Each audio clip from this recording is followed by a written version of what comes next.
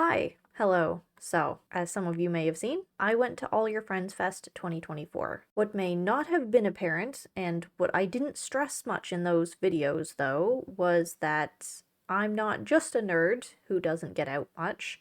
This was actually my very first concert. If you don't count the metal show I went to in high school held across the road from my house and which I spent most of the time actively trying to not exist, osmosising into the walls.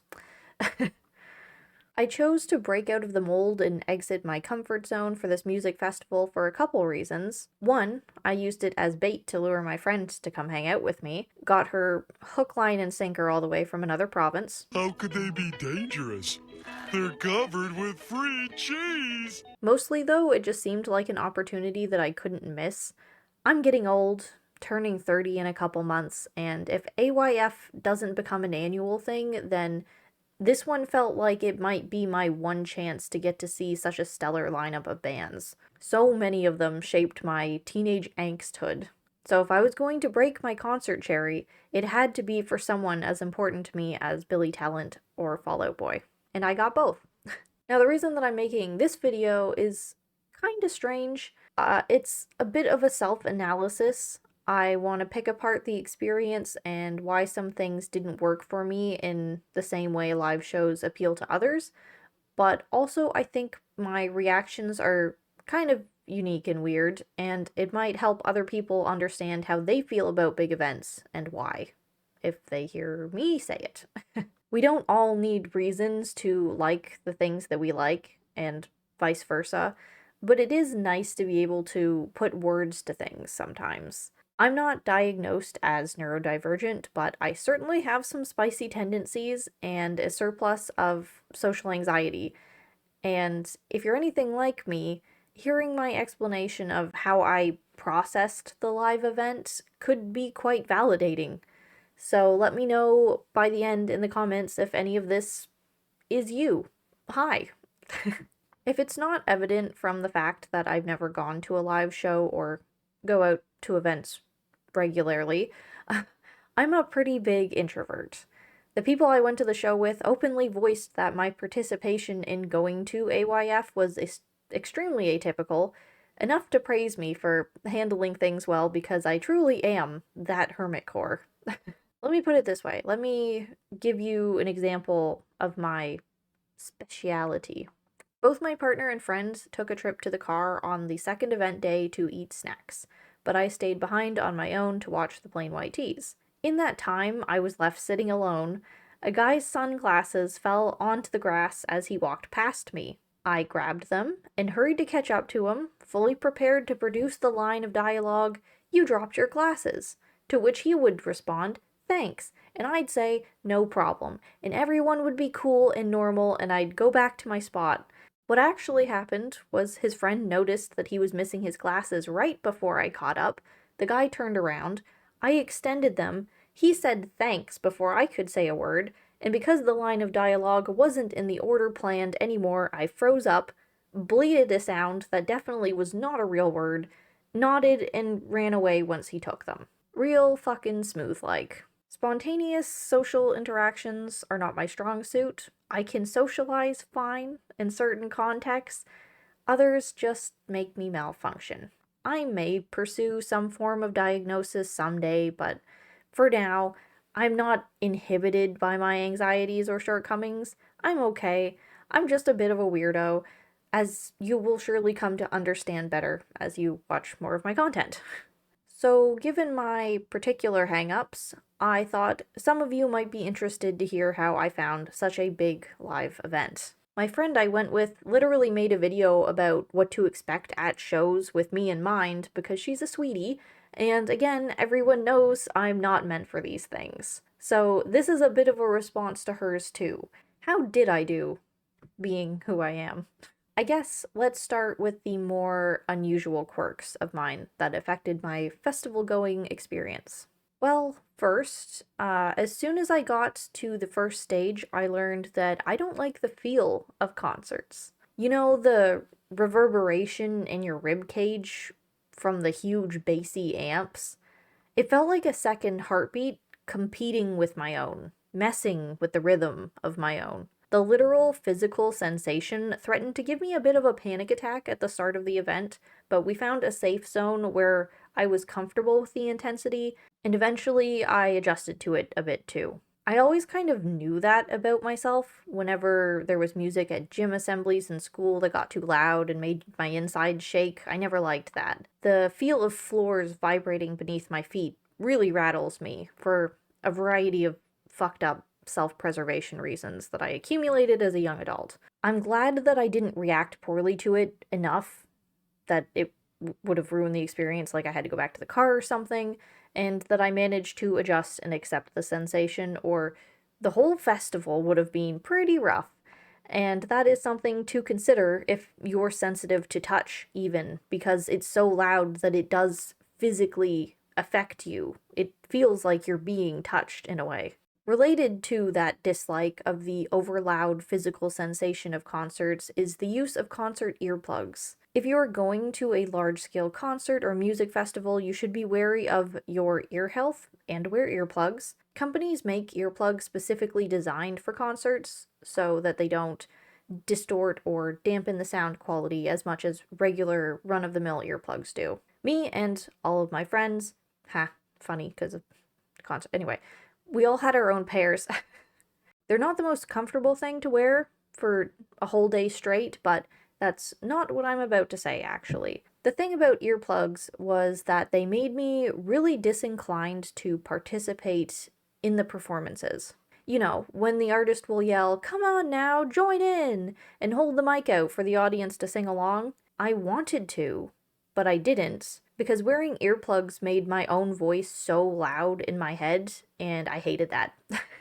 I am terrible at singing, let's be real, but even if I wasn't, because it really doesn't matter when you're in such a big crowd, absolutely bombarding myself within my own head to shout along was not enjoyable. And that's like one of the greatest appeals of live shows, isn't it? To participate, to sing along, to vibe off the rest of the crowd and the band. Singers would actively leave blanks and coax the audience to fill it in for them, and with that being so undesirable to me, it really defeated the purpose. Which is yet another segue into another reason that I didn't prefer live shows. Artists leaving blanks in the songs for the audience to fill in. I mean, yeah, clearly, I know it's part of the experience. I think it's great when you can really get the audience on time and involved enough that it works. Quite a few bands tried it and weren't quite successful though, and that's a bit of a bummer to experience. It doesn't pass the vibe check and kind of instantly brings things down. It's like failing a charisma roll in D&D or whatever. But alternatively, some bands left blanks in their lyrics in places where I would argue no one in the crowd was prepared to fill that in. Or in some instances, they left the whole section for the audience to sing, and they were not up to the task. One line? Sure. You can probably sing that confidently. Several, though? Everyone loses track of the tempo, and it devolves. People don't know all the words in the first place, and it's just a mess. I would much rather bands only throw the crowd bones on really easy ones. And after all, I'm here to hear them sing, not a chorus of hundreds of randos. Like I said, the aspect of singing along at live shows makes sense to me, but some of them just had to be more sparing, or less confident. And generally, the feel of singing along myself with the earplugs was just not it. Now, I know how this one is going to sound, but it is the biggest factor and essence of what I learned about myself and why I didn't like live performances. The audio quality was not just not what I expected it to be, but it wasn't as good as when it's recorded. Some people really like seeing the capacity of a singer or instrumentalist live, to know what they are truly capable of without all the extra studio mixing and BS, but I really didn't prefer it. It kind of bothered me. There were so many performances where either the sound mixing was off, or the singer wasn't loud enough, or it came out as nothing but a beat and really muffled, indiscernible voice. Going to an orchestra, I would obviously be fine with that. Instrumentals can be amazing. Although I am a very lyric-focused person, they are what I enjoy most about a song, I can appreciate something that is only instruments, like Goat by Polyphia.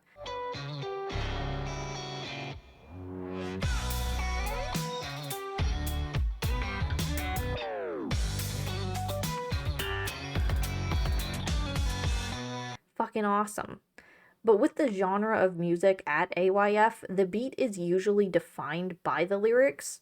Like, the lyrics are the shape of the song.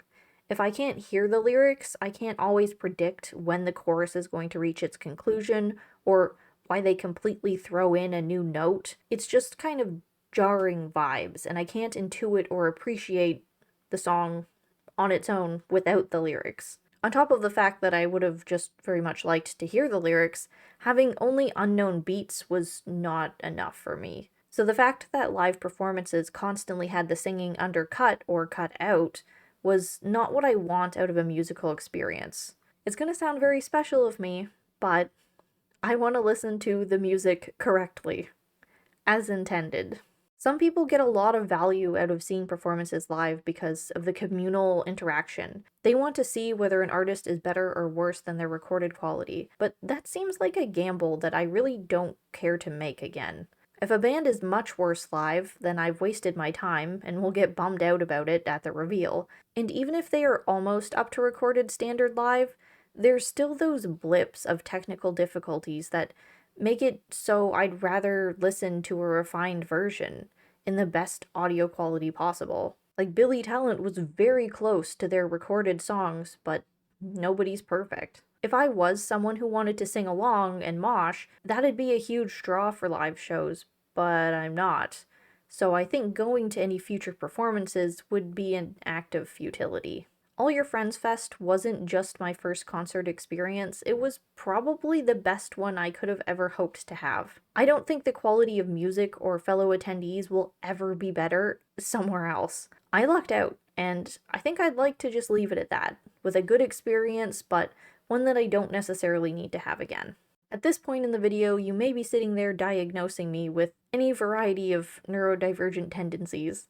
And that's fine, docs, let me know your conclusions in the comments below. But I made this video because, as strange as I am sometimes, I am a pretty functional human who has never needed to be medically compensated for my antisocial, a little sensory overloaded need to have things whatever way I consider correct. So I thought it would be kind of validating to talk about my perspective, and presumably other people's perspective, on why some things that are typically desirable or normal don't quite click the same way.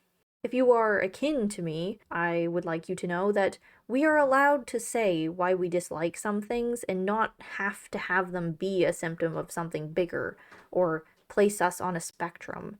I don't like the sensory feel of loud vibrations, and that's valid. Earplug snuffing out the desire to sing along makes sense to me. If someone else ever told me that, I'd get it. Valuing refined audio quality over rougher and variable performances is a totally normal reason not to go to live events, and it doesn't make you any less of a fan of your favorite artists.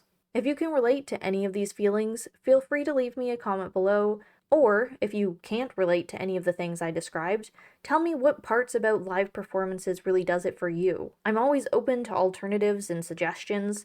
There's a chance I might like to try a silent rave, so the audio is how I want it to be. But I don't know. I don't know how I'd ever get my hands on going to one of those where I live. But anyway, I hope you enjoyed this mini series on my experiences at All Your Friends Fest 2024. I hope that they were helpful to people. If you like me or my channel, please like and subscribe. And if you like me a lot, there's a link to support me in the description below. Okay, bye.